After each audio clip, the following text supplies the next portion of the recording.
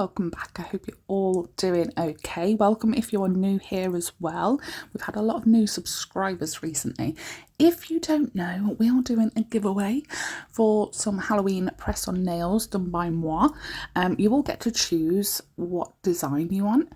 And then the winner will be announced on Friday. So make sure you're subscribed and pop in the comments down below, either on here, on the What's It post, Instagram, Facebook, Threads, you name it. Look what I got. Did you see I posted on the community tab on YouTube that Moyou London have up to 85% off on their clearance of stamping plates. So I grabbed a bunch. Absolutely love them. I got so many Christmas ones. This cute little kawaii one. So adorable. A couple of fall, autumnal ones, Thanksgiving ones, and a couple of Halloween ones. I wanted to concentrate mainly on 4th of July because I have no stamping plates for 4th of July, and Christmas because sometimes you do get a bit stuck. I love the season and there's so many ideas that are swirling around in my head. So it's just nice to have a little bit of guidance and make something a little bit different sometimes. So I'm going to use 2 of those stamping plates I showed you. So those last 2, one of them is from the Festive collection and one of them is from the Fall in Love collection. I will leave them linked down below in the description box. I think they're still up to 85% off. I think they are. I'll put the link down below as well to their website. It is an affiliate link, just so you know. I've grabbed some, what is it called? Tulip Celebration? Some orange stamping polish, whatever orange you have. And I'm going over, it's got like leaves and acorns on it. So I've done food coma, 2 coats of food coma. And this one is going to be the index finger. So I'm going to stamp that over. And then because it's not quite big enough for the nail, I will have to stamp again just to get that little bottom bit covered. I am trying to get more into stamping plates. I used to use them all the time, like 15 years ago, when even longer to be honest, when I was just into polish and I didn't even have a clue what gel polish was back then. I had so many stamping plates, but I think I got rid of them when I moved to the house I'm currently in now. But then I was a cake maker then, I was a cake decorator. So I never really had time to do my nails, and I couldn't really do my nails because I was doing cakes. But my love reignited with nails. Never really went anywhere. It was just pushed to one side maybe, but it got reignited and I started doing everything by hand, like hand painting everything, and I just practiced with hand painting, hand drawing, and I never looked at a stamping plate properly for a long time. But I saw so many wonderful designs using stamping plates and I was like, you know what, I'm going to start making sure that I use the ones that I have and invest in some good quality ones like Moyou London, which unfortunately I don't think they're heading in that direction anymore. I think the clearance is because they will not be doing stamping plates from here on out. So I would get them while you have the chance.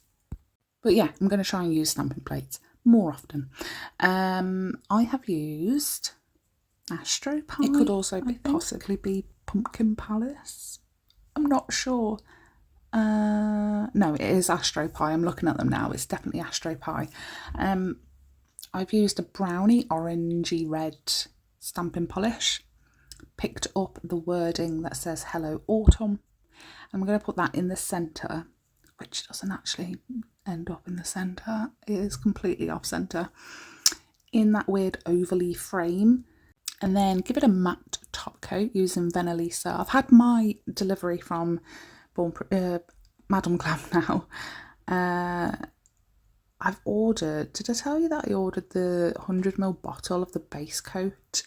and I was waiting for the no wipe top coat to come into stock, and it finally came in stock. It's like $40 or something for 100ml of their base and $40 for 100ml of their top in a massive bottle. So I'm gutted they don't do the matte top coat, because I seem to run out of that one the most out of the two. I don't think I use it more though.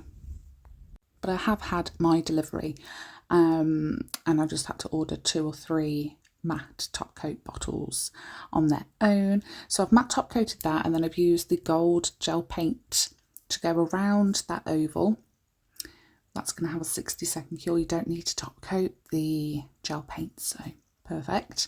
Then Everglades has had 2 coats on the pinky, this is. And then we're using Pumpkin Palace because it is a pumpkin-y colour. I'm going to do, if it was like a present, a nice little ribbon on a present. Give that a cure. Then Food Coma on the opposite side. The vertical line, though, the horizontal line a little bit higher than the first one that we did. And then I want to put one at the bottom as well. Give that a cure. Remove the hair first, obviously. Give that a cure. And then I'm going to use Midnight Hour. This is from the Gel Potion collection as well. I say as well. Oh no, no.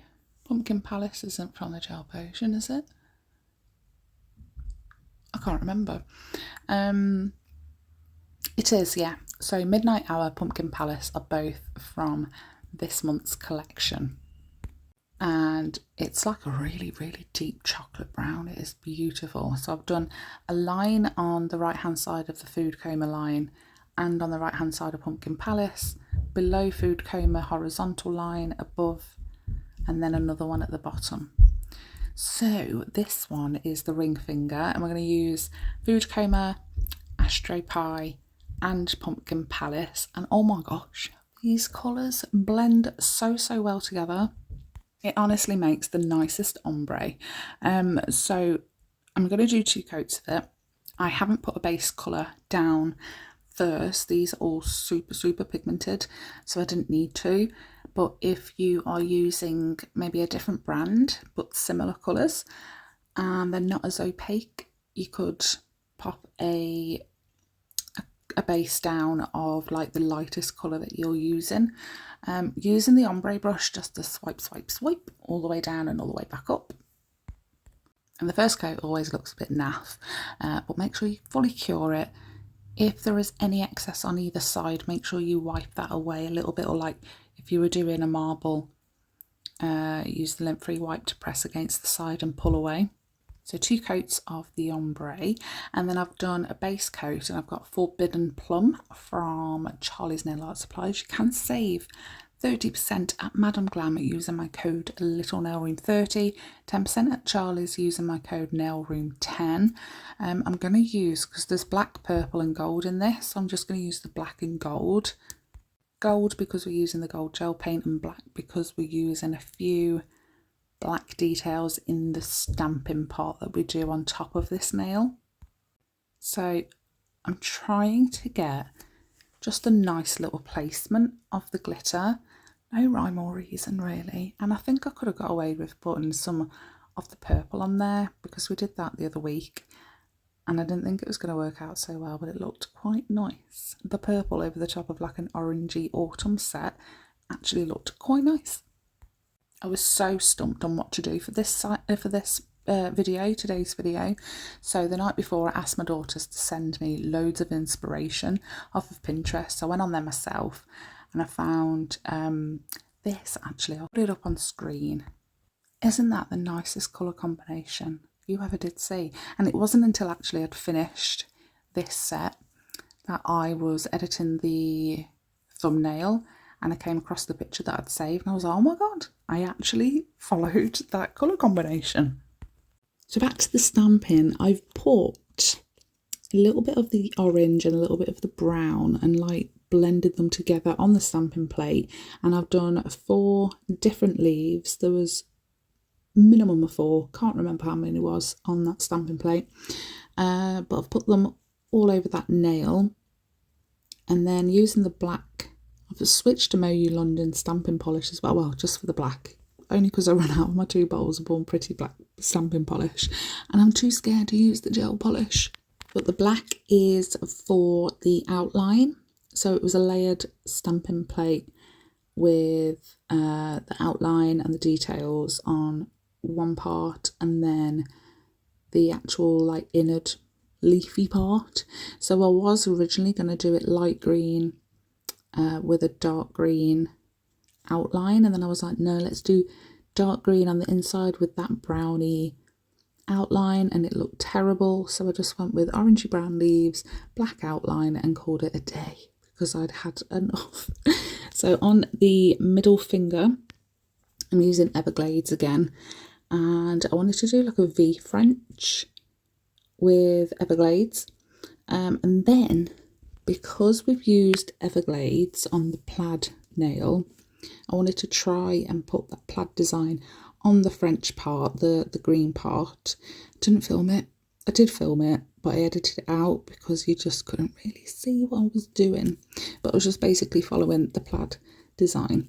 And then matte top coated that, grabbed the gold gel paint again, copied what we did on the plaid, and then I've outlined the V part of the French. I'm trying to be super quiet because it's quite late and everywhere is really quiet and I don't want to disturb anyone. So I'm trying to speak in hushed tones and I don't think it's working very well.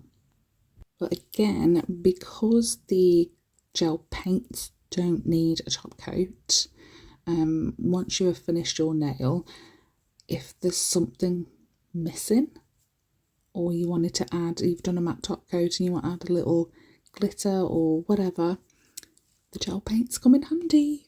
So I'm going to do a gold cuff on the last nail. This is going to be the thumb, using the gold gel paint to just do that cuff.